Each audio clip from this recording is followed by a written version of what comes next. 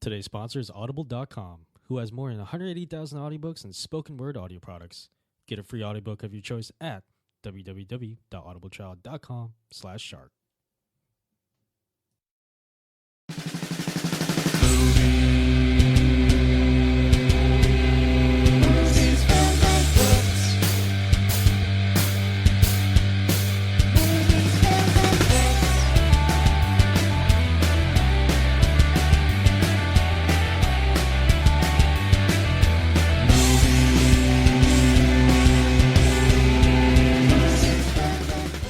Hello, and welcome to the Movies, Films, and Flicks podcast. I'm your host, John Loswith. Joining me, as always, are my co-hosts, Mark Hoffmeyer. I'm living a nightmare. Oh no! Wait! You're living a nightmare? Yeah, like Heather Langenkamp was living a nightmare? Worse.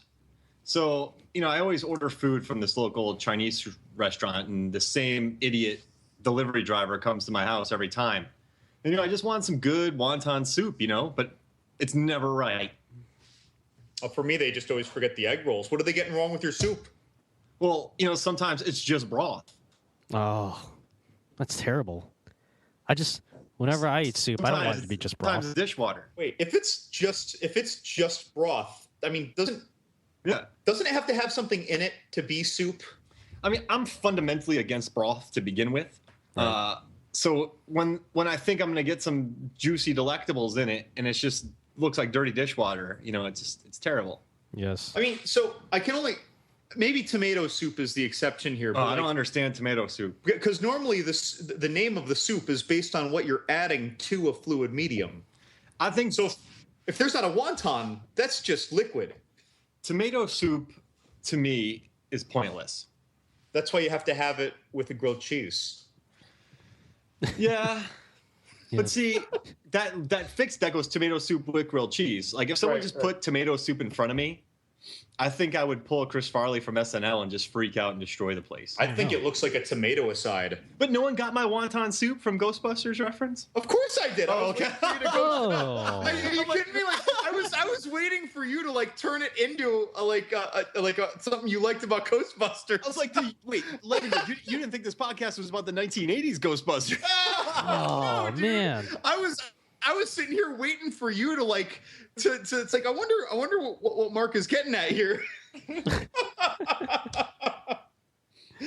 Oh, but what about the other end of the spectrum? What if your soup has no liquid in it at all, and it's just all SpaghettiOs, right? Gosh. I mean, that's basically just SpaghettiOs, right? Without the stupid tomato sauce. I don't know about you, but SpaghettiOs without the sauce is pretty disgusting. I mean, then it gets so bad, you just screw it. I'm going to see what's in the fridge, and then you just have some cracked eggs, some bottled water, and Gozer. Yeah. Ugh. I feel like if you threw SpaghettiOs by themselves at a wall, every single one of them would stick. Yeah. Without the fluid, without the medium of the tomato? They've been boiled, so there's water in them. Oh, that's an al dente noodle. I believe you are correct. So, I mean, but every single one of them. I don't think one of them will fall. I think they're so heavily cooked that those things are almost have a pasty layer to them. I think they draw two walls. It's like a magnet. That is like an otherworldly ectoplasm surface on it. And if they fell off, it would leave a SpaghettiO indentation in your wall. John, let me good. I think it's funny you referred to SpaghettiOs as al dente. That's the first time in the history of. I know that these just mashed up little nothings. I can't think of a bigger oxymoron than al dente and SpaghettiOs. Wait! This is off the very coherent topic that we opened up here. But so today I was just I'm sitting at work and Mark sent me an image. And Mark, I guess you were at Best Buy or a Fry's? Target. And he sends me an image, and I know what it is, right? Because the title of the movie is on the cover of this Blu-ray. But it really looked like he was showing me a 1978 movie. Yeah, you know what they do is they release movies, right? And then they re-release them on Steelbook. Same movie, but it's in a Steelbook, and they charge more. But what was the title? It Follows. It was It Follows, and it looked like some 1970s movie with one of those like kind of crudely painted covers. Yeah, I mean, like it's just a way to get money from people. But I like the cover because that movie did such a good job of like throwing back in style to older eras of horror. But at the same time, like at a glance, I was just like, what? What are you showing me? What?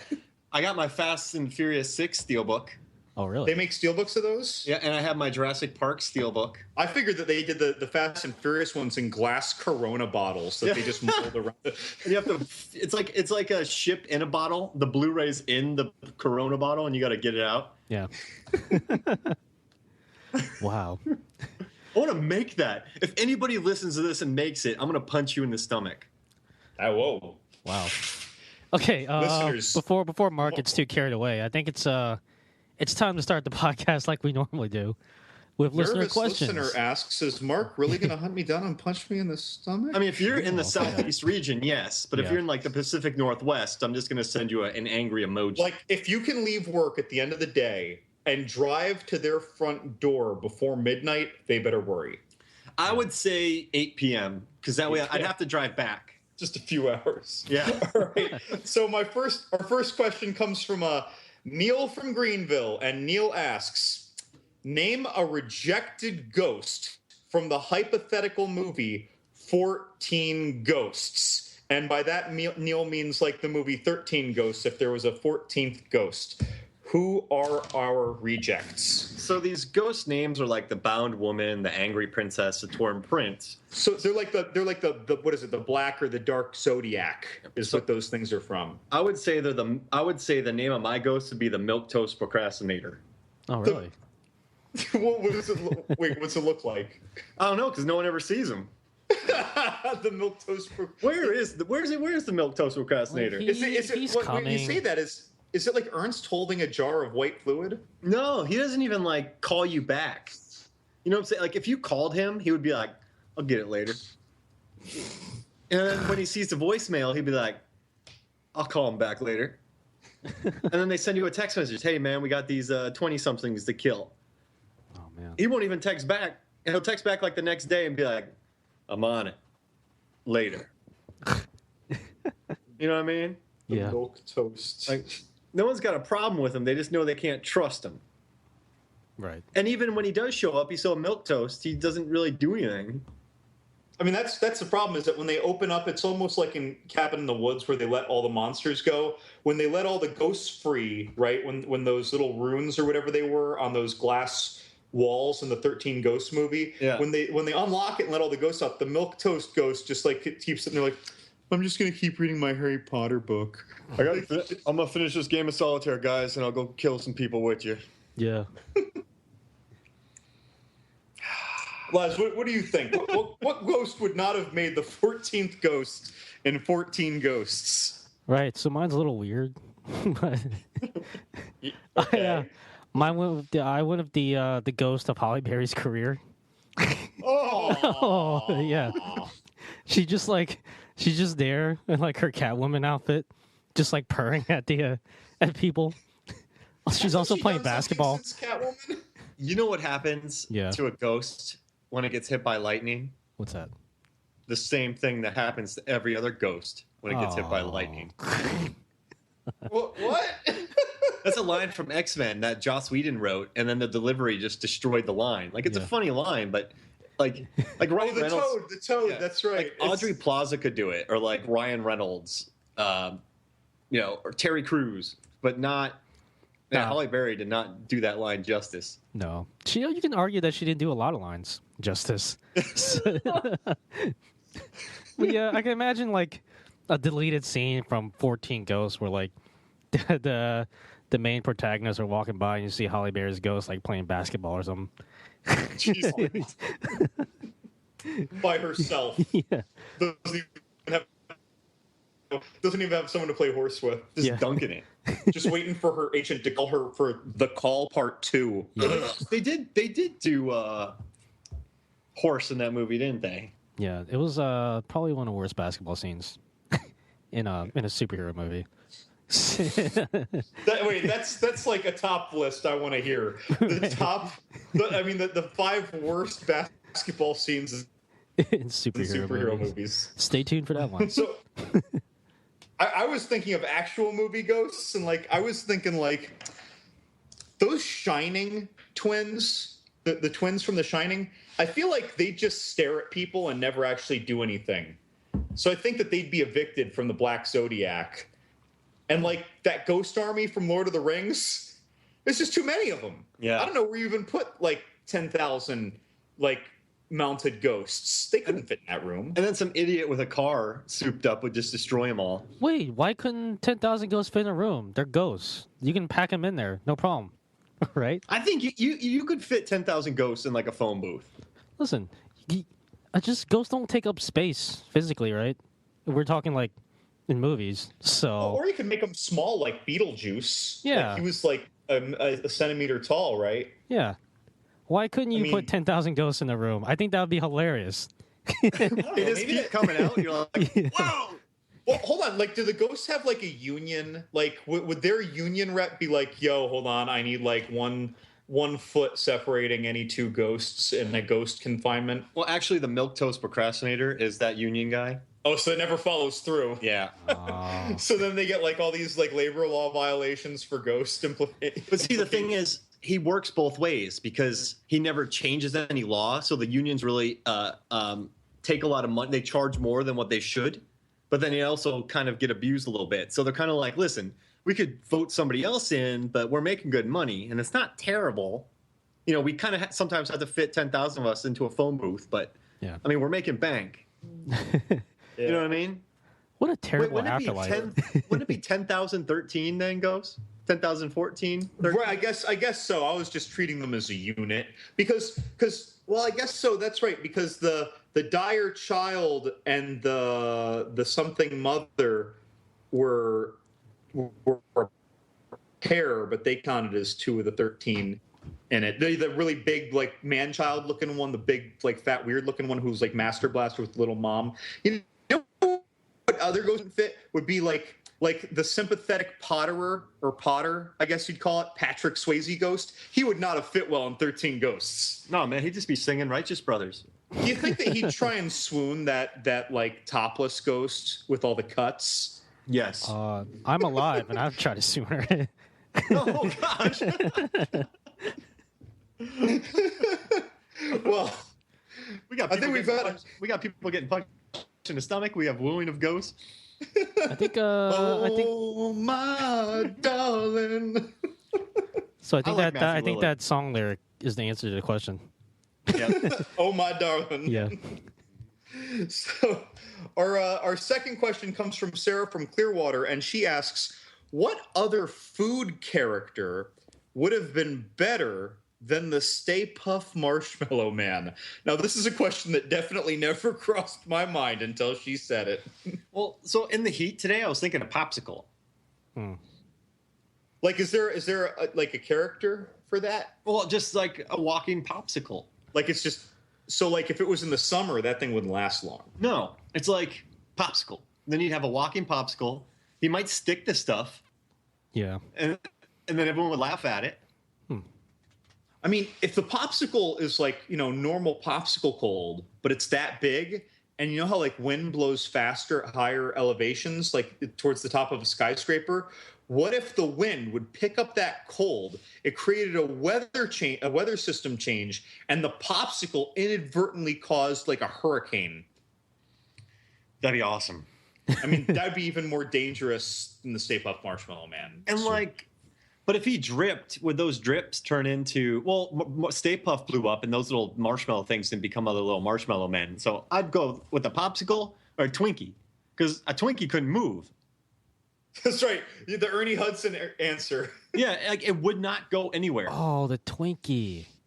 Yeah, and that'd be a good callback. Yeah, that's awesome. And it would just lay there and people would go, hey, this thing's alive, but I'm going to eat it. Yeah. And if I was one of the Ghostbusters and there was like a crowd of 1,000 people around this living Twinkie, I would go, attack! And they would all rush in and just eat. Wait, you wouldn't say like, have a bites. Oh, Like, yeah. it's a huge Twinkie. There's enough for everybody. And if you think of Zombieland, look at what he did for one Twinkie. Like, that Twinkie could have Zombieland satisfied 10,000 Woody Harrelsons, 10,000 Tallahassees. Yeah, I would say chow down. And Woody would just come run from across the hills. I mean, people would storm that thing, and that ghost would be eaten alive. Oh yeah. Wait, now. So, Well, a ghost can't be eaten alive. I was kind of running through some of them, like Chester Cheetah. He's too mellow, right? Like, I think that he might even be under the influence of something most of the time. So he's not going to do anything if you ghost him and make him giant. But like Jolly Green Giant, he's got that big broccoli. Like, he would be like a hill giant or like one of those battering ram trolls in Lord of the Rings or the Hobbit movies, right? He'd be a pretty destructive force. He'd hit harder than a marshmallow arm, too. Yeah. Ooh. Yeah. But you'd want that? I'm just saying it would be fun to watch him like go to town on a city. Like, you'd need Godzilla or King Kong to come to your aid, or you'd need Gamora and leather pants. Oh, brother. I feel like if you were up there and you were a Ghostbuster, John, they would be like, what's the most fearsome thing? You'd be like, oh, Xenomorph. And everybody would be like, no! Oh, that You weren't supposed to answer literally. That would be like it would like get a face hugger on a blue whale and Oh, gosh. Like, oh, goodness. And then you'd be like, what? I answered the question. Or you could get the Kool-Aid jug guy, and instead of like coming through a wall, he's just bursting through whole buildings. Oh yeah, sounding like Macho. Why do I keep thinking that the Kool-Aid guy sounds like Macho Man Randy Savage? Dane Cook, when everyone hates him now, but I still whatever. But he did that big Kool-Aid Man thing, and he always did that oh yeah thing. So maybe that kind of made you think about that. What other candidates do we have for the giant food mascot ghost? I was actually thinking the Kool-Aid Man. Actually, I know you mentioned him already, but like, I just think it'd be hilarious to see just this giant jug of Kool-Aid rampaging to New York. Wait, the Ghostbusters would be like, we gotta topple him over.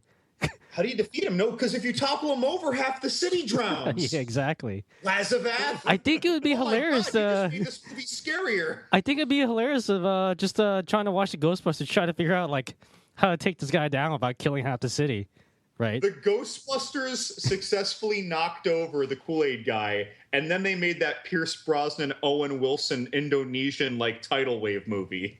Wait, that was about a tidal wave, or was that about Indonesians? That was about the Kool-Aid guy getting toppled over is what that was about, and then humans trying to survive. I really don't know what that movie was about.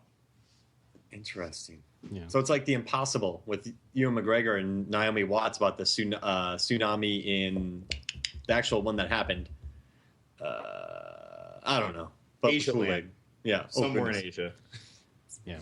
But, Well, here's the thing about the Stay Puft Marshmallow Man, though. Like he doesn't exist like in real life. He was like obviously he's a fictional character, but he was like a fictional trademark, I guess. well, they basically confectioned the Pillsbury Doughboy.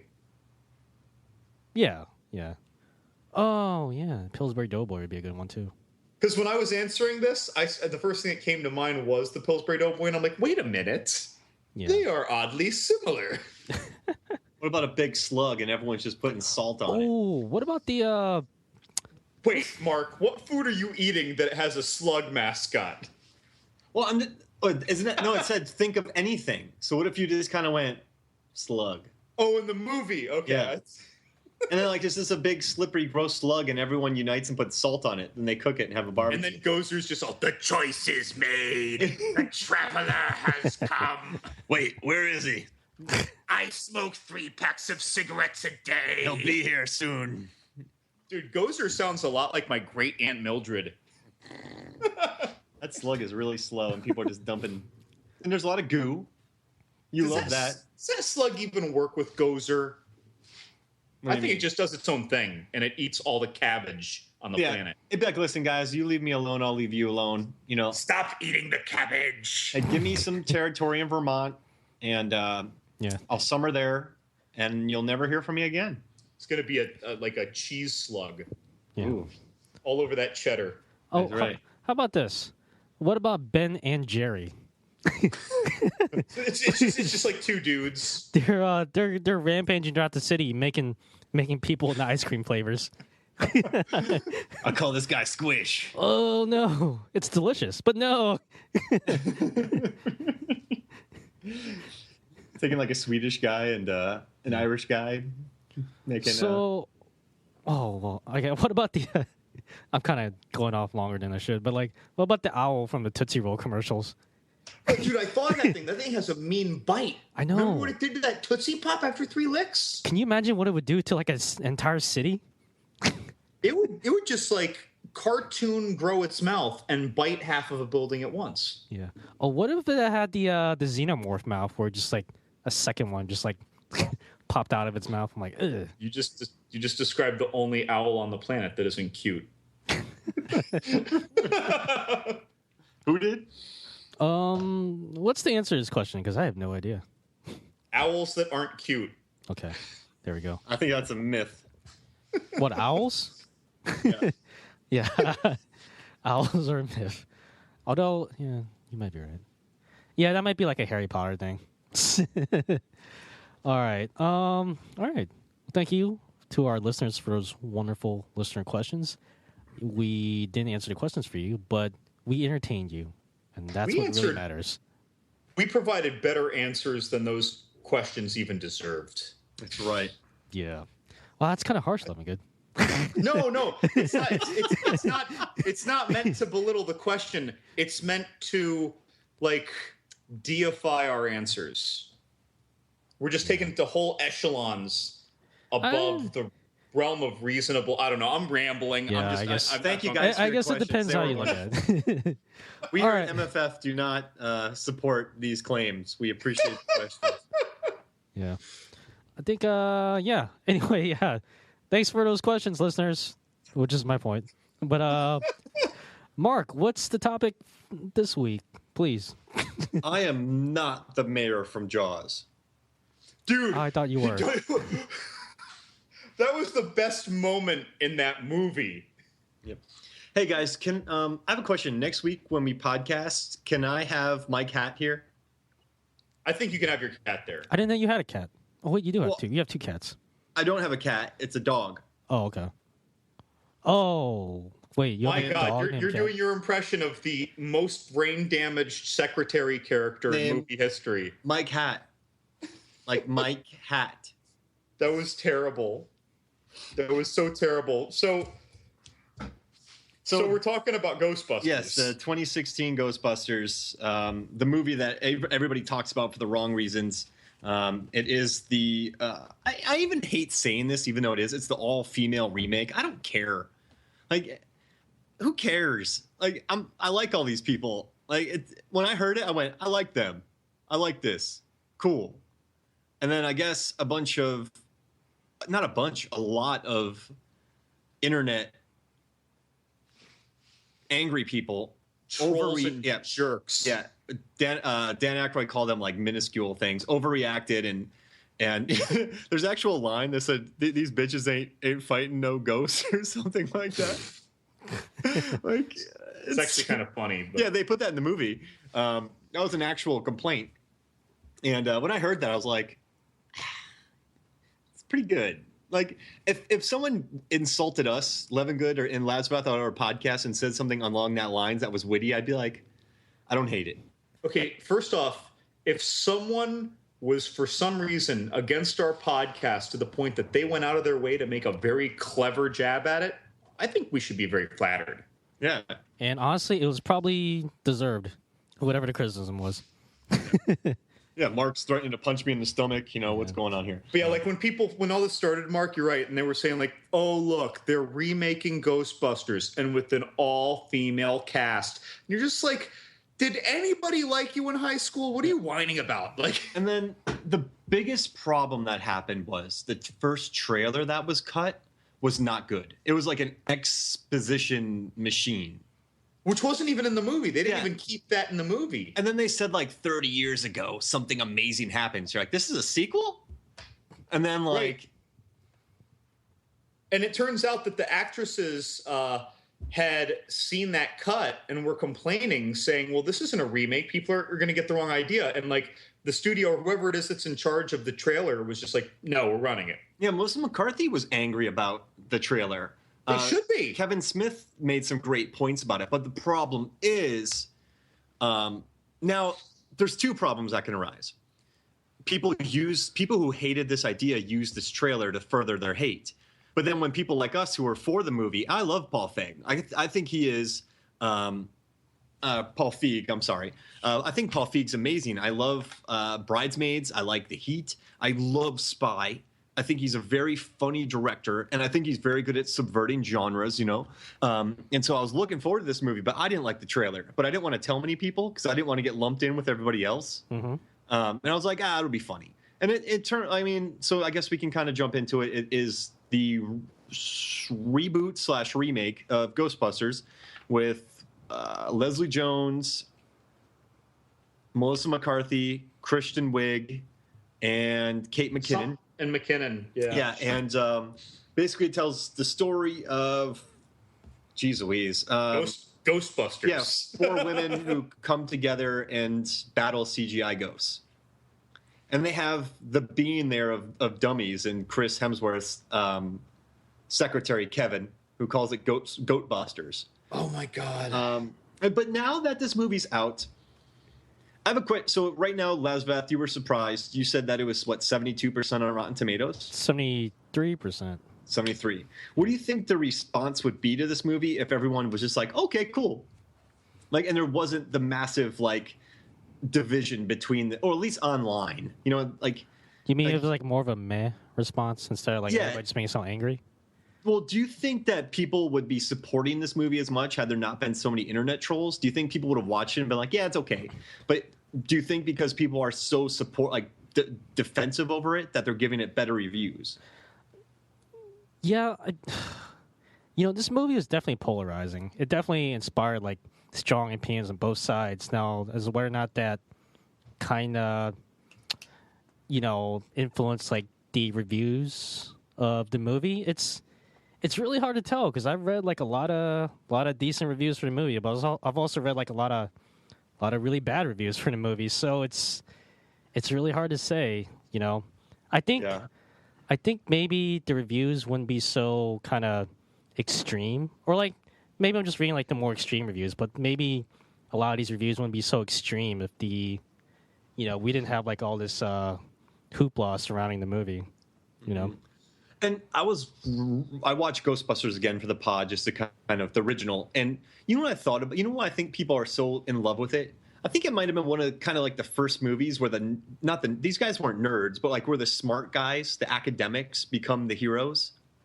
Like it wasn't like Indiana Jones; these were like regular guys. So do you think people watched this in the '80s when they were kind of like nerdy and gawky, and found that these were people that they could relate to, and because of that, they've like really grown really strong emotions towards it? Well, wasn't that just like I never even considered that. So, like, and that's what comics too. I feel like a lot of people who love comics go into that world maybe to escape or find an outlet, and they bond with certain characters. So when they're represented on a way that they don't like on screen, they're vocal about it because these were their characters before anything was popular. Right. And Bruce Banner and Yeah. Clark Kent, kind of geeky with his glasses and stumbling, and Peter Parker, geeky high school science nerd. Yeah, I see your point. Yeah, it's a good one. It just never crossed my mind back in the day or even recently, but it's a very fair point. What do you think, Les? So was that just like a lot of movies back in the 80s that were like that had like a lot of average Joes that became heroes? with like the Misfits banding together. Oh, yeah, like Amblin type movies. Or like, what about like Revenge of the Nerds? Like that's even more like kind of a on the nose, like nerds becoming the heroes of the movie.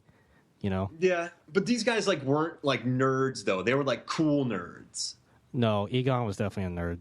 But Bill Murray wasn't. He was an academic. Well, I don't know.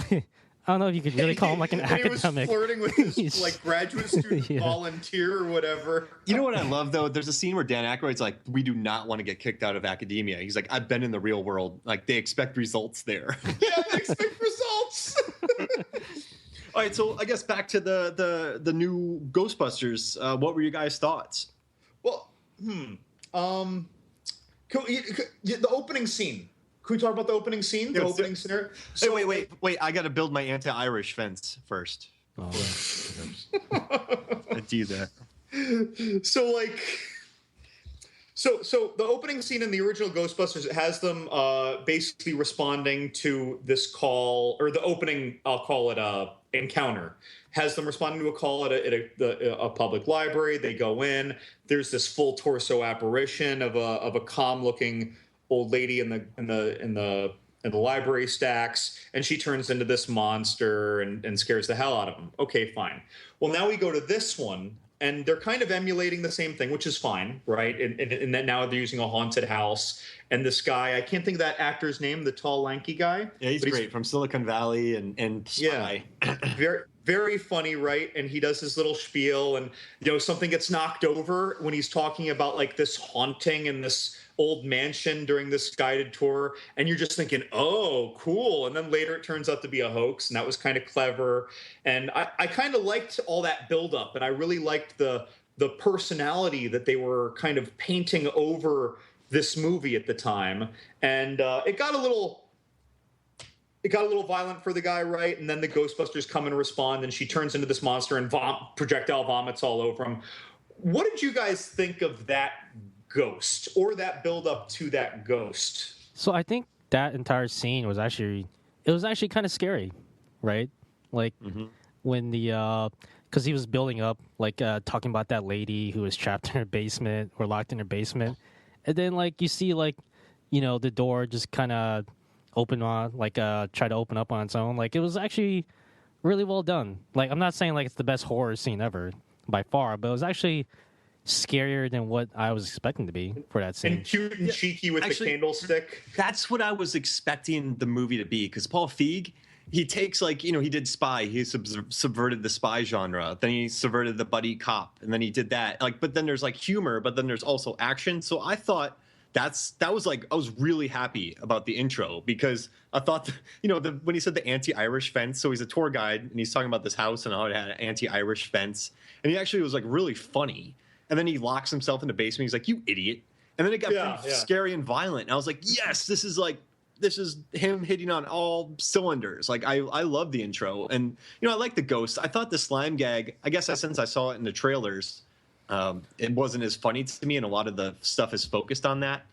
But I mean, sure, I'm Kristen Wiig getting slimed. It's fun. I'm a little curious about the level of special effects, because this was one of my criticisms that was negative of the trailer, trying to look past the way that they cut it and everything, was that the effects for that specific scene, and a lot of the ghost scenes later, it actually looked to me like a scene from a horror video game from 10 or 15 years ago, and it also reminded me of the quality from the Haunted Mansion.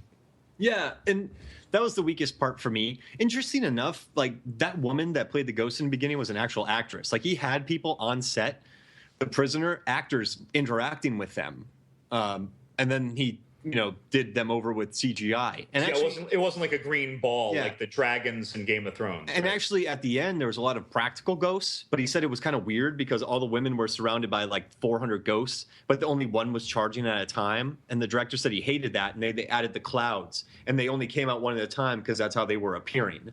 So it's kind of interesting. He had more practical effects, and he used actual actors, but it felt very Scooby-Doo-y, Haunted Mansion-y.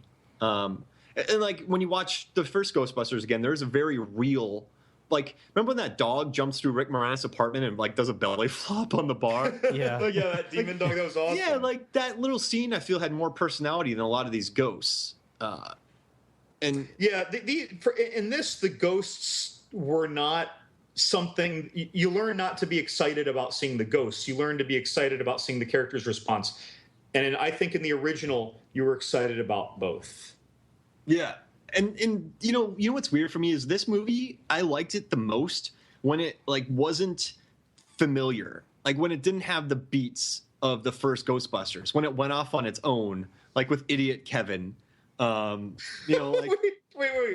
Can we just segue and talk about Idiot Kevin? Yeah, and but see, that's that they created something new there, It's funny. I was listening to the director. He did an interview with the Empire Online. They do a spoiler special, and Chris was really worried the night before because there was nothing on the paper. He just had to improv everything. And that opening scene where that Chris Hemsworth came up with Mike hat. Oh dear. Yeah, the famous Mike hat. And then he also, there was too much glare on his glasses. He was originally supposed to wear glasses, but then they took the lenses out, and as an improv, he scratched his eye through the glasses. So he had glasses on, but the glass was causing too much of a reflection, so they took the glass out. And there's a scene where Chris Hemsworth reaches through his glasses and starts scratching his eye.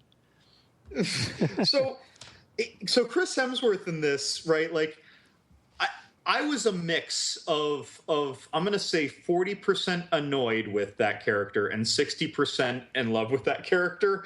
It was a really weird relationship that I had with watching him on screen, because when he was like reaching for the phone in that fish tank, like, and his hand would just flop on the glass a couple times, like. I'm like laughing and shaking my head, kind of like an embarrassing family member is telling a joke, but you're laughing at them telling the joke. You're not laughing at the joke. Mm-hmm. I kind of felt like that sometimes when he was going, like, in other words, I was loving that Chris Hemsworth was doing that more than I was liking the character being that dumb. And does that make sense? Yeah. And like he actually dressed well. Like, he put himself together well. He was in like hide and seek tournaments, so he still functioned. He still functioned in life somehow. Yeah, somehow, even though he's a complete idiot. And then the pictures with the saxophone. I want to take those pictures, actually. Yeah. There's a scene where he's an actor and he has headshots, and one of them is him playing a saxophone, and the other one is him listening to the saxophone. It's just him with the saxophone up to his ear, but he's shirtless. It's so weird though. Like, he was like Dumb and Dumber stupid. So like he was a slapstick character in a non-slapstick movie. So it was a little odd. He was both Harry and Lloyd. Yeah, it was very entertaining. And in the closing credits, I also like on the closing credits, it's like this 20-minute scene of him doing like dance riffs and stuff. Yeah, when he got taken over. But like, I don't know. What was that too much? Maybe if they backtracked it, I just wouldn't have liked it. I don't even know how to respond to that. It was neat though. I'm not angry at it. But that's like, I feel like that's the Paul Feig kind of character though. When you go back through his movies, like there's always just an idiot. Like, remember Rick Ford from Spy? Like, there's always just people that are just completely out of their minds. And I don't know, it worked for me because it just felt different. Like that's the best. And you want to hear something interesting? Like the trailer for different markets, Paul Feig he had freedom on this movie, but not a lot. But he had to bring in Stay Puft. He had to bring in all the favorite things back, the car and all that, so they could show them in trailers around the world. Right, and Slimer had to be in it. He had to bring he wasn't free to really tell his own story. He did, but he wasn't totally free because he had to add all this stuff in to put in trailers for foreign markets and for toys. So I don't always understand this stuff. So he really had to put that stuff in for the sake of it being in the trailer. Yeah, because one of the things that most people recognize in this world is the Ghostbusters logo. Like, people see that and they go, Ghostbusters. So there are things that he had to put in the trailer. Like, and he didn't want to give away a lot of the surprises. He didn't want to give away a lot of stuff, and actually the toys gave away a lot of spoilers, but he kind of was stuck adding certain things into the film. I did like how they did the Ecto one. I will give him that. Oh, yeah, Ernie Hudson's first. Yeah, he's showing up asking for his car, and that was kind of neat. And the way that they did Leslie, what's her last name? Leslie Jones. Leslie Jones. I thought that she was a little forced. Like, at times she was very, very funny and felt very, very well in the scene.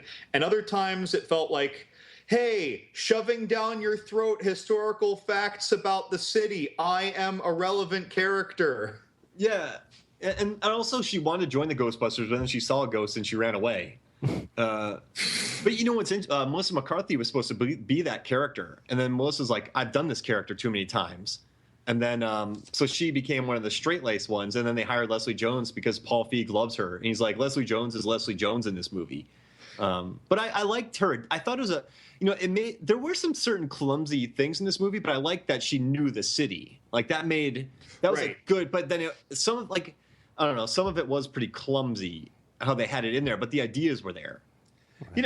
So how did you guys feel about the overall tone of the movie? Because my impression was that it was sometimes a little sillier than it needed to be. Not in the Chris Hemsworth way, but I mean in general. And it had me wondering, are they doing this to be family friendly, or are they literally treating the audience like we're dumb and making it overly silly sometimes? Because the original Ghostbusters was actually more serious with funny bits in it.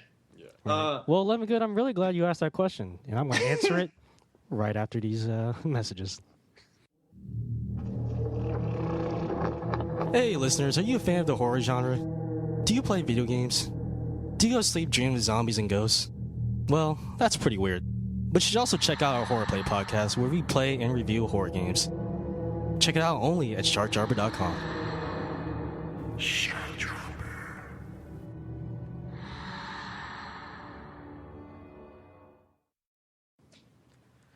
Welcome back to Movies, Films, and Flicks. Lemongood.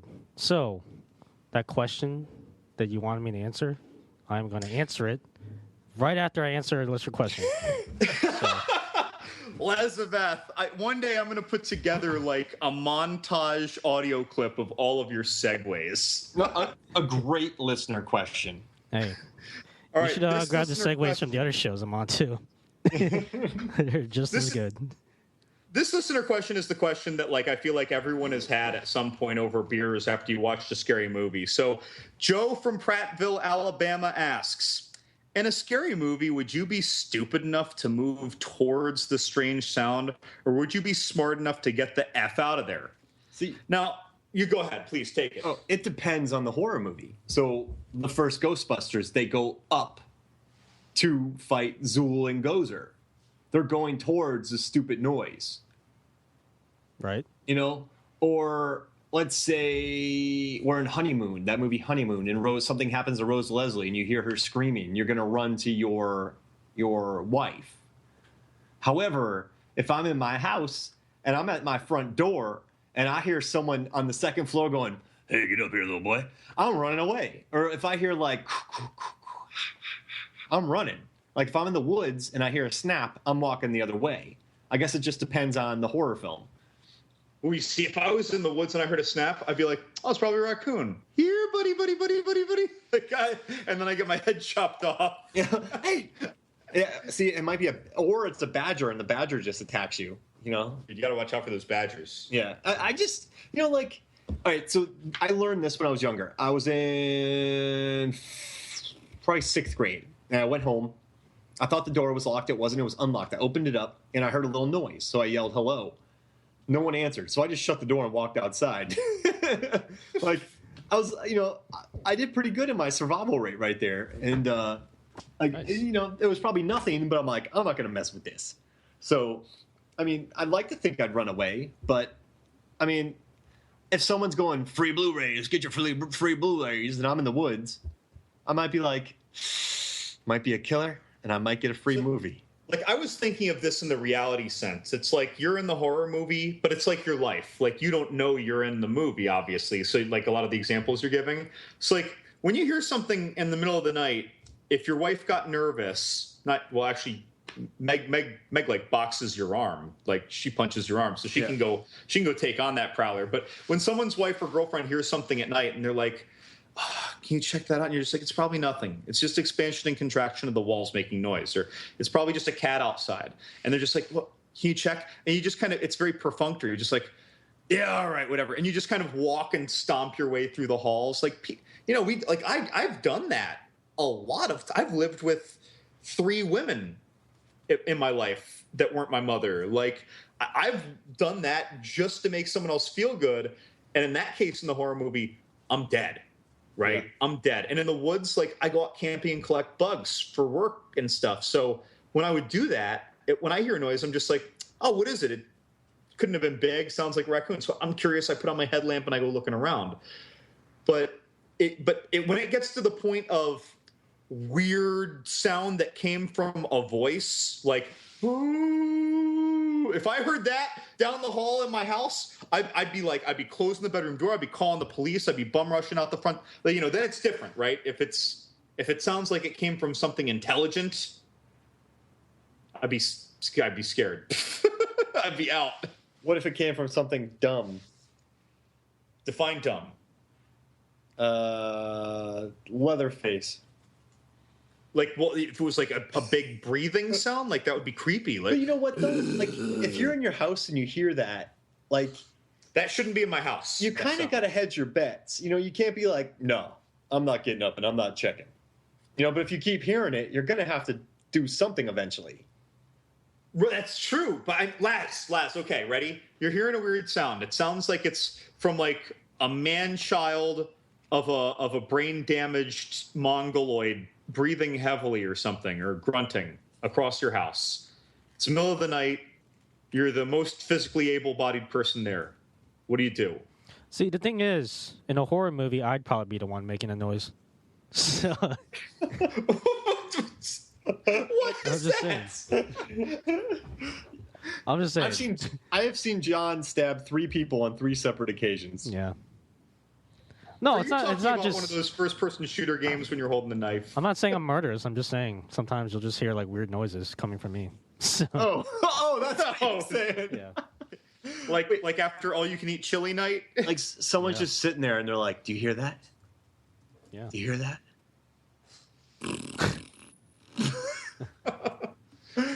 Hey, is that our first fart joke on MFF?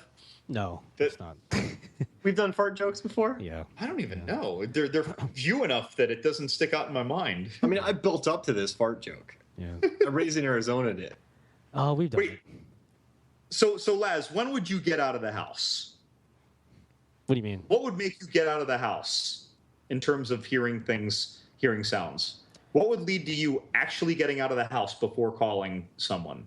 When the AC breaks down. Laz, I think that you are totally dying in this horror movie too. Yeah. But at least I won't you be and I are sweating. dead. Laz sleeps in a panic room, so he's safe. Oh, yeah. What if you hear the sound in the panic room? I'd be like, "Good job." It's like, I guess you earned it. Go ahead and kill me, ghosts. I mean, this is impressive. It's like, I don't even know how you, if you can just go through walls, there's no point in me running. It doesn't Yeah. even make sense. It's not logical. I mean, are you friendly? So wait, you know how ghosts go through walls in movies? Yeah. Can they just go through the dirt? Why don't they just sink into the ground where no one can see them, move right under you, and then just grab you? But see, I don't think they could see. I think when they go through a wall, they're kind of like, I know it's on the other. I know once I go past this 2 feet, I'm through into another room.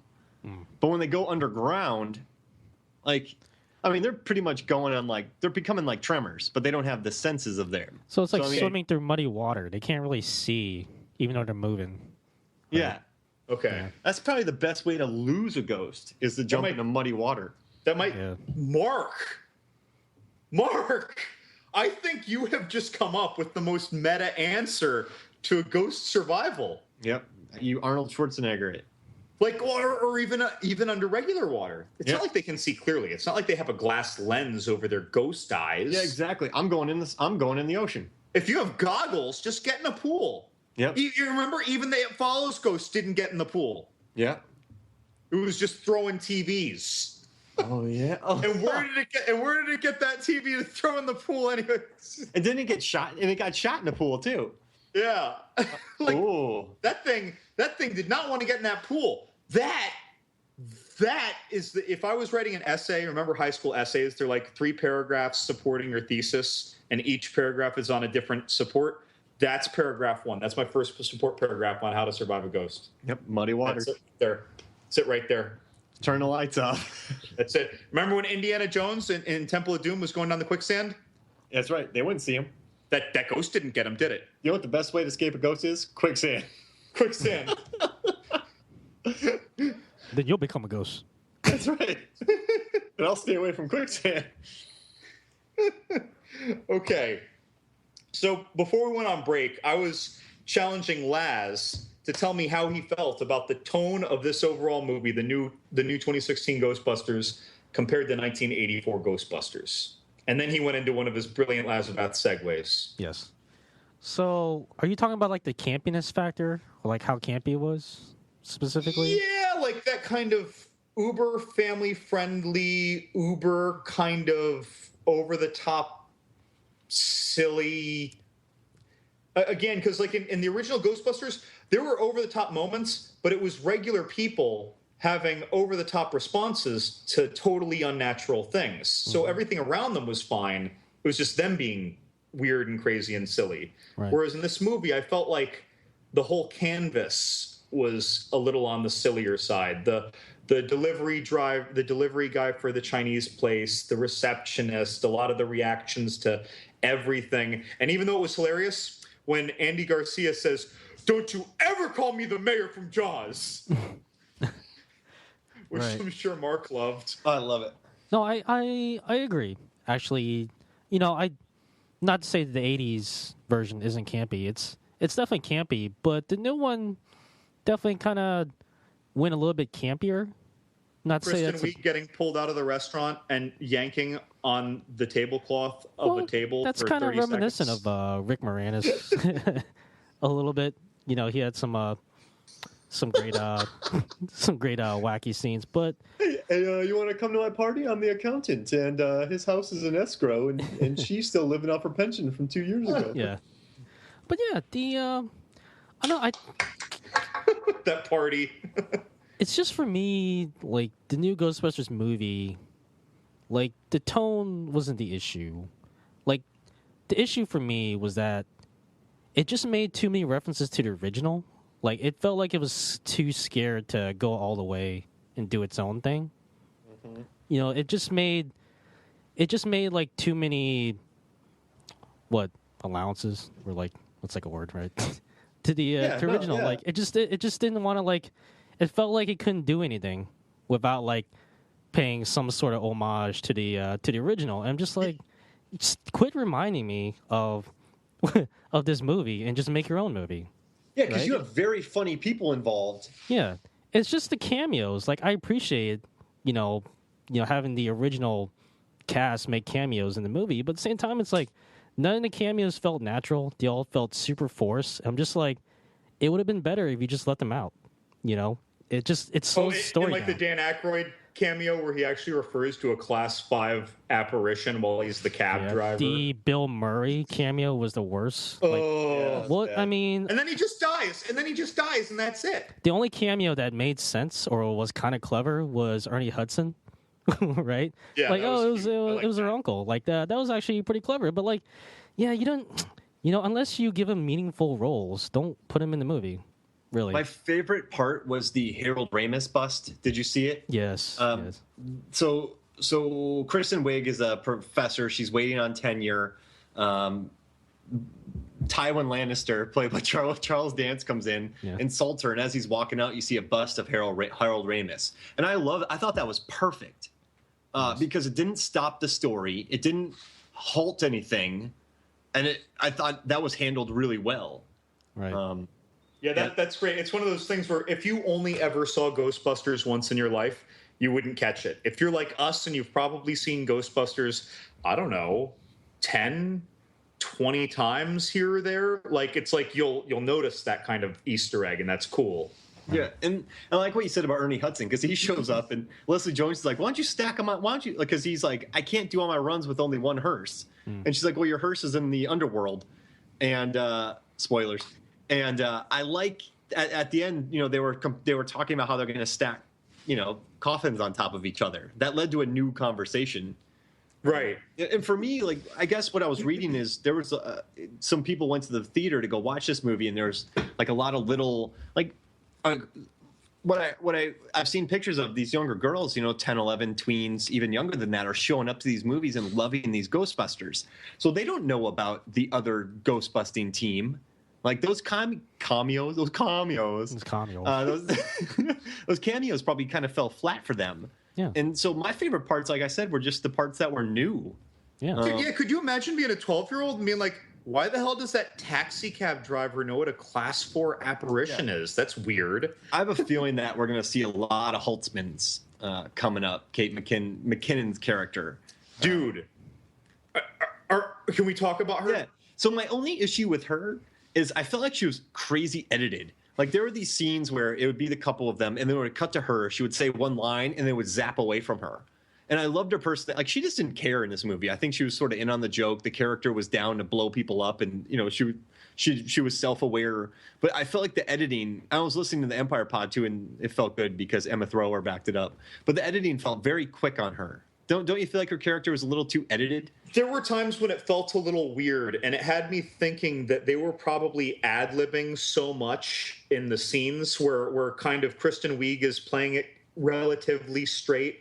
And McKinnon is just going off the cuff all over the place. It makes me wonder how long some of the and Melissa McCarthy too, playing the relatively straight character compared to her.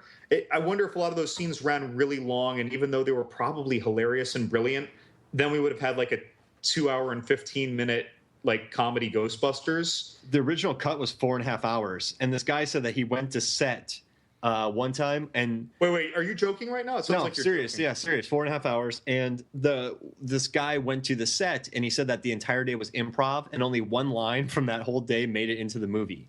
This movie cost $144 million, and they didn't shoot it in New York. They shot it in Boston for tax incentives. They did one day in New York.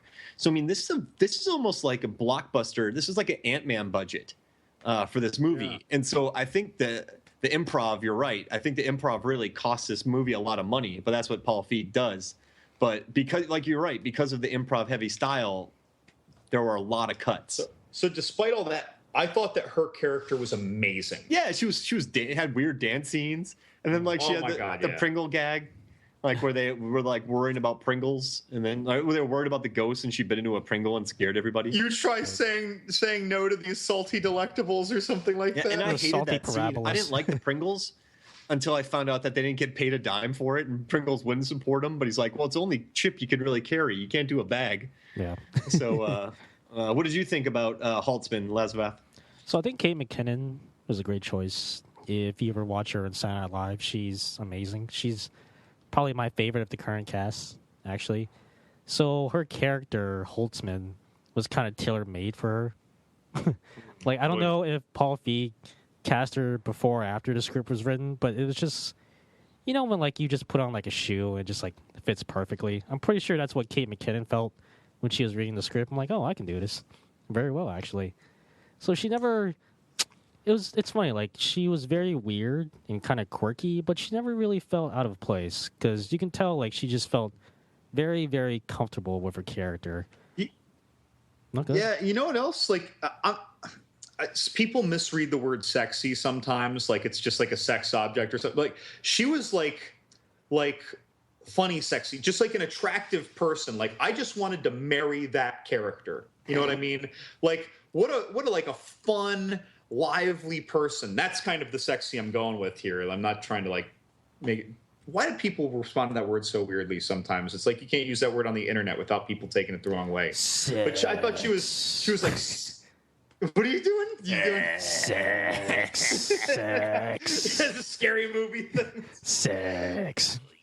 But like she was very much like a Ghostbusters hilarious form of Dr. Malcolm from Jurassic Park, right? That kind of sleek Jeff Goldblum with the funny lines. Yeah. And then we just turned up the humor a few notches, and the hair and her facial expressions. She was just, again, no disrespect if you're married or have a serious boyfriend, McKinnon, but I'd love to marry you. I just want to put that out there in the internet in case you stumble across it. Oh, she's going to take that as a sign of disrespect. Nope. It's a purely respectful. Nope. Want to marry you for your awesomeness. She was like, oh, this guy wants to marry me? I'm offended. I'm offended. But did you notice like a little bit of the over editing with her character? I wish they would have let the camera linger a little bit more. Yeah. Yeah, it really only ever let it linger when it was when they played a Cranberry song. Yeah. I was gonna say when she was like asked a question and she gave like instead of a yes or a no, she gave like a 5-word answer and a with that nod, that smile. You know what it was? Is that like she never got a chance to like not be quirky. Like every time the camera cut to her, she was always like saying something quirky or like doing something quirky. You never saw her just like kind of decompress. You know, you never saw her just sit there and like do a crossword puzzle or something. Like it would have been nice to see like another side to her character. Oh, that's a great point. Or maybe like you'll see in the sequel. I don't know, but like yeah, like it did feel at times like her quirkiness was just like a little bit too much. But like that's because like every time the camera cut back to her, it's just like, oh, she's doing something quirky or saying something quirky. It's like okay. Laz, you just said something that probably made a lot of listeners nervous. You just said when we see the sequel. Yeah, but I'm looking I'm looking for like there's not going to be a sequel. Come on. I mean, right now it's made 130 million.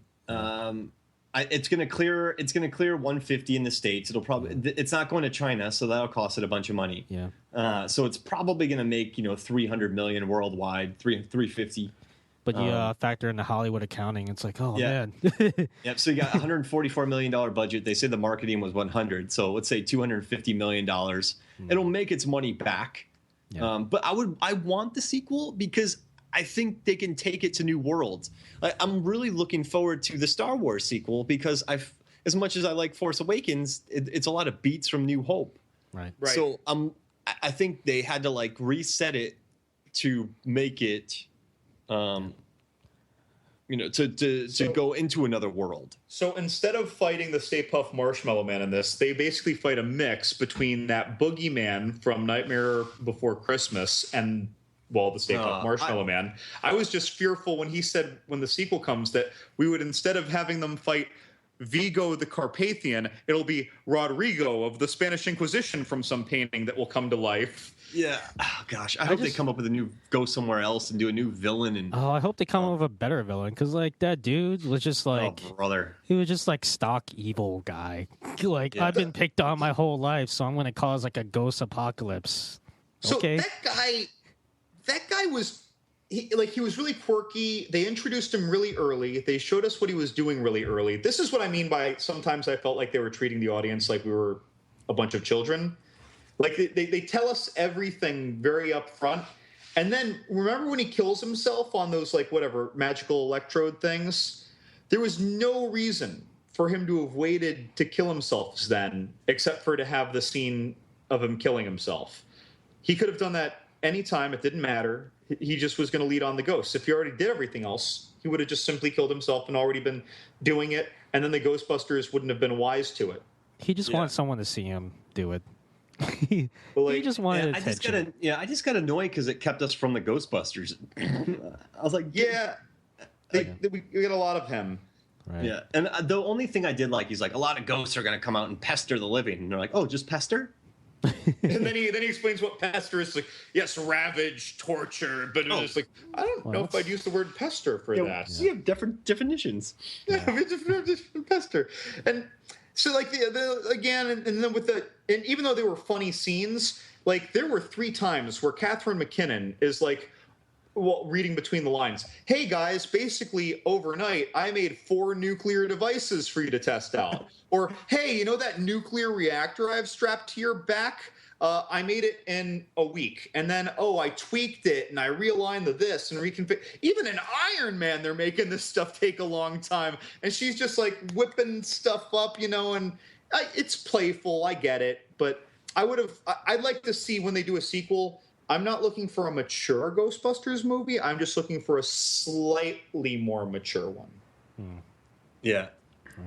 Feelings? Am I being too hard on it? And I did like the movie. I want to express I liked the movie. Sometimes I get very critical. I might be in my critical hat now. I know how you feel because for the longest time, even before the reboot came out, I've always wanted a Ghostbusters movie that was also really, really scary. Like I've always wondered, what if James Wan got to do a Ghostbusters movie? Like, how awesome would that have been? Oh, my goodness. We kind of did one, right? Yeah. That was basically how I viewed The Conjuring when The Conjuring came out. And Mark, didn't you actually, when you wrote your review of The Conjuring, didn't you actually call it Ghostbusters meets The Exorcist or something? I said great-looking Ghostbusters do something. Great-looking Ghostbusters. Yeah, I don't know. I would love, a more mature, Ghostbusters with, really, scary and, I guess, mature, ghosts or monsters or whatever. that would be for me. As a grown up Ghostbusters fan, that would be perfect for me. Right.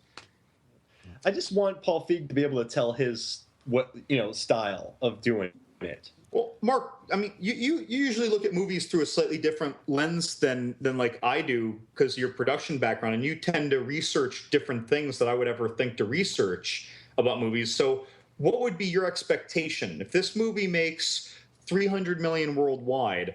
Would it be your prediction of other franchises or other remakes that have sequels that he probably would get more freedom, or is it going to become even more top 10 glittery bubblegum pink? I think it's going to be more freedom because this first one they had to stick to all the beats of sort of the first one. So there was a lot of studio notes. They also really were self-conscious about all the internet haters. So right. I guess that would change the campaign. And is that why the advertising budget got so big? Yeah, and I mean this movie's everywhere, and I think now that they got it out of the way, now they got the cameos out of the way, they have I built a reactor in a week out of the way. They got Stay Puft. They're just going to be able to expand their world, I think, and that's going to be. I think that's going to only better their characters. I would expect more of a dynamic between them. Like every sequel, movies do get bigger, so I think the production budget will get bigger, and maybe it goes international. Who knows? Like they had to shoot in Boston, not New York. So why did this not go to China? Do you know? The Chinese have it's like a culture taboo against like showing things to do with the dead. And, this movie would have been offensive to their cultural sensitivities. So. Oh, okay. There we go. Yeah. So they lost out. They lost out in the Chinese market because of that, which is because there are ghosts. Yeah. No, they're sensitive to like things to do with the dead. So. Yeah. Interesting. Okay, fair. Yeah, and so I think it's going to be. I think it'll be judged a little bit more critically since a lot of the haters have been squished. Now it'll be looked at as more of just a movie on its own. But I do think there will be more freedom for Paul Feig and his co-writers. So, go ahead. Sorry. Oh no, that's it. But I'm also worried that like that movie Fletch. Chevy Chase creates a great character, and then the second movie just becomes Fletch turned to 11. I hope that doesn't happen to Holtzman. No. Right? Boy, oh God, she was my favorite aspect of the movie by a landslide too. If they corrupted that, I'm out. I do hope there is a scene where she's just sort of like reading a book. I love that. Just doing a crossword That's what it needed. Just have her do like a crossword puzzle. Yeah, a crossword puzzle, or like of course, if she did it, it'd be upside down, and she'd be like crunching on Doritos. Yeah. But oh, go ahead. Oh no, go for it. Yeah, I hope the sequel, which let's not fool ourselves, is going to happen. I hope they get a chance to make their own movie. I don't think they really got a chance to with this one. It felt like they had to pay an homage every 10 minutes to the original movies, which I'm a huge fan of the original. Not that I don't appreciate that, but if you're going to make a Ghostbusters movie, just make it your own. Don't keep going back. Don't keep circling back. Like, oh, there's Slimer, there's Stay Puft. Quit reminding me of this movie. Try to show me like what you can do. I just feel like this movie could have been like a lot better if it just like didn't feel like it was just shackled by the original. Really, and that the closing kind of finale conflict thing when Chris Hemsworth is possessed by weird suicidal kooky guy.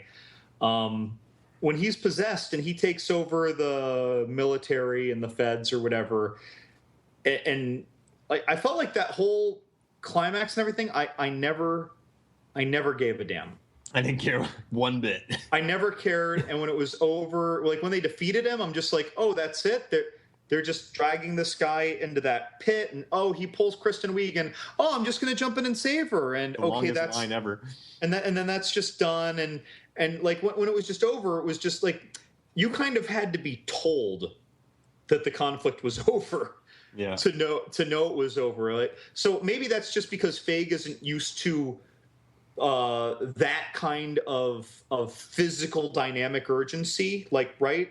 Maybe that's why, or but you know, and for me, I felt like that it kind of waylaid those great characters when that was happening. It's like a lot of the only parts of this movie that didn't work for me were the things that drew attention away from the characters. I think you said that exactly, Mark. Like, you know, like, yeah, you look at the first, like, my favorite line in this movie is when they walk up to that guy that got attacked in the beginning, and they're like, "Hey, is Ed here?" He's like, "Well, Ed hasn't been alive in 15 years."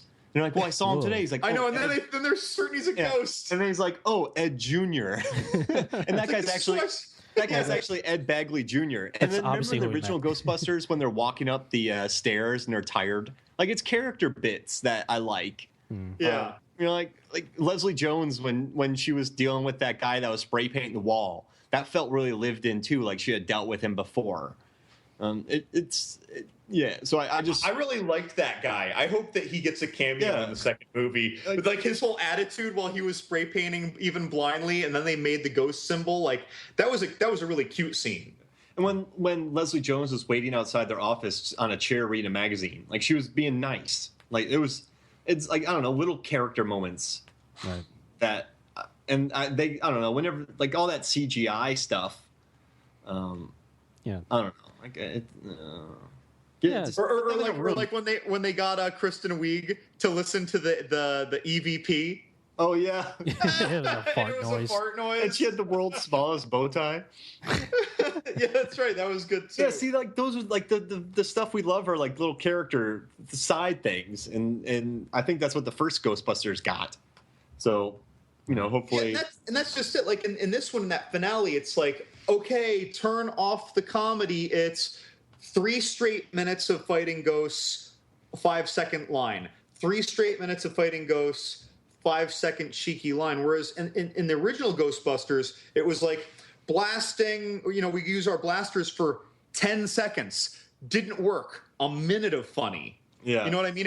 You still got all of the punctuated action in there, but again, it was more about the characters. These characters are great, and I really worry because I'm throwing out a lot of criticism, right? I'm acknowledging that, but I did enjoy. Yeah, but you watched the movie though, and you gave it a chance.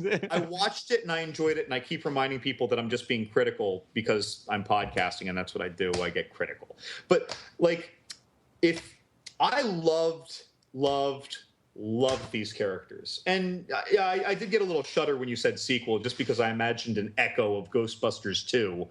But yeah, I'd like to see a sequel. I'll watch a bunch because these characters made me very happy, all of them. And Leslie Jones, when she wasn't force feeding us history, yeah, this will be a good great. Yeah, it'll be a good HBO movie. I hope not. Oh, you mean it'll be on HBO for years and years? Yeah, and like, oh, go Ghostbusters. You know, tiny bow tie. I'm down. Tiny bow tie. All right, so what's the final verdict on Ghostbusters? 3 tiny bow ties out of 5. Okay. I like that rating. Yeah, I like 3 out of 5. Yeah, I'd go the same, or maybe 3 out of 5. How about 30 out of 50? Yeah, there we go. Or how about 60 out of 100? 6 out of 10. It doesn't sound as good. If I was only rating the first 40 minutes of the movie, I'd give it 4 stars. If I was only rating the last 40 or 50 minutes of the movie, I'd give it 1 or 2 stars. All right. Because when there were more character moments in the beginning, for me, it's like as the movie went on, they kind of wore on with more attempts at things other than the characters. It was, by the way, I liked it. The beginning was fantastic. I love the beginning. Right. Wait, we have a science department? We are fully funded. We have the total backing of the university. And then the guy, Mark, their dean, the dean of the college. What was it? I don't even remember. So Melissa McCarthy and Kate McKinnon, they work at this university. It's been open for like 4 years. And they work in some science department there, and they go up to talk to their dean because the other dean got arrested. But they asked to bring Kristen Wiig on. He's like, "Wait, you guys are still here?" He's like, "All right, you guys are cut." It's like, yeah, what you guys are doing is nonsense. Yeah, and then there's about a 3-minute scene where he's flicking them off with different ways, and then they steal equipment from him, and then he chases them, and he's wearing flip-flops, cargo shorts, like a Hawaiian shirt, and he has a baseball bat. He has a bat, like he's such like, you know what? He reminds me like, so youngsters today think that Brooklyn is this cool hip place to live, but like 20 years ago, Brooklyn was not the cool place to live. It was the cheap place to live. And so like if you saw my cousin Vinny back in the day, remember when Vinny is explaining to a judge that he went to the Brooklyn Academy of Law, and the judge in Alabama is just looking at him like he's insane? Like that's what I was thinking of. I was thinking like he must be one of those professors at the Brooklyn Academy of Law. And that given the bird scene was really great. That's got to be on YouTube for anyone who doesn't want to spend money on the movie if they're really just skeptical. Like YouTube that Dean giving the middle finger, because it is a joy. It's probably what he learned at Brooklyn Law. Right. All right, guys. I don't even know who that guy was. It was hilarious. I think he's on the Jimmy Fallon show, isn't he? Like the announcer. Is he? Oh, so yeah. It's like he did the best blow up inflation of a middle finger I'd ever seen. He did what's that? I'm gonna catch it in middle finger, like it was great. Right. You didn't do the makeup thing though, where you flick up your middle finger, then you kind of look at your the mirror. Or you put on the lipstick and then you put your middle finger cap back on. Oh, I haven't done that like one. Kristen Bell did that in a movie. Nice. Yeah. All right, guys. So it's about that time to podcast. But before we sign off, are there any plugs you want to make? Listen to John Lazarus' new podcast. It is called Muddy Waters. Yep. And basically, a ghost wrangler unleashes a ghost. And John, he goes to New Orleans. He goes to the Everglades. Goes to the Bayou. He goes to the Tundra. He goes to the Great Lakes. Yeah. You know, he travels all around the world, and he finds muddy water, and he lets ghosts chase him. Mm. And then he records while he's, afterwards, because he can't do it in muddy water. But it takes immediately a lot of time after, to produce this show, actually. Yeah. I would listen to that drivel right after I listened to the Horror Play podcast and the Shark Dropper podcast from Shark Dropper Studios. Can I just say, listen to the Codcast? Yeah, the Codcast. And I'm going to give a thanks to the Last Knock. Billy Crash again gave us a nice favorable nod. The website and the podcast. I like those guys from the Last Knock All Horror. So thanks, Billy. Yeah. And yeah. Wes, any other plugs to sneak in there? No. I mean, you can find all our shows on sharkdropper.com. The newly nominated for Best of the Bay for Best Local Internet Radio and Best Local Podcasts. It's like a local thing here in the Tampa Bay area, but whatever. But sharkdropper.com. It's you find all our shows. Is there anything else? Rate and review us, guys. Rate and review us. Yeah. Please. And also, Large Association of Movie Blogs. www.largeassmovieblogs.com. Large-ass movie blog. Bumper check. Yeah. Hey, I have a question. So Shark Dropper does a podcast called Top 5. Have you guys ever done a top 5 where the topic is Shark Dropper podcasts? Not yet. Because you guys have like 9 podcasts. 10. Actually, you should do that. Yeah, like you could pick like your top 5 podcasts. But then it gets awkward for the other 5. Like, why didn't you pick me? I'm like, well, do you do that? You do that in the very next episode or something, yeah. And you could do the top 5 episodes of the Horror Play podcast. Top 5 worst Shark Dropper podcasts. So many to choose from. Squid Lake. Yeah. All right, guys. From my co-host Mark Hoffmeyer, Jaws Mayer, John Levigood. Dude, no Kurt Russell reference until I just said something right now. There you go. I've been your host, John Lossman. Thank you so much for listening to me. We'll see you guys next time.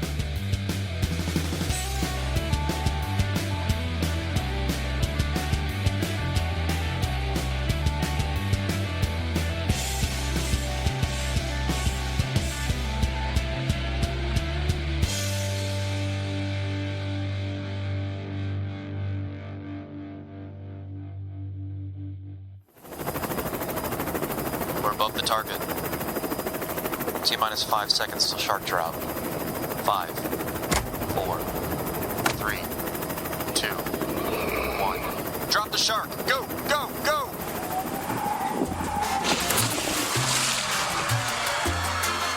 This podcast is a Shark Dropper Studios production.